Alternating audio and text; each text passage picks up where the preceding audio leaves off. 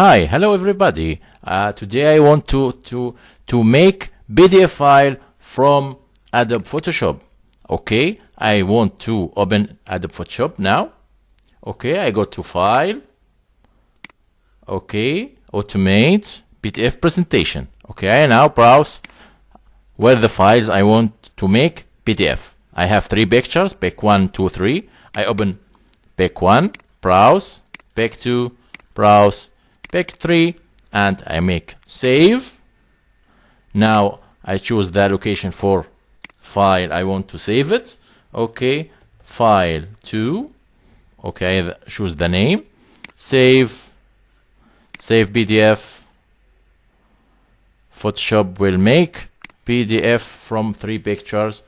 The name of file 2. Okay, file 1. They make 3 picture of my files, and now I can create PDF file from 3 pictures in Photoshop. Thank you so much.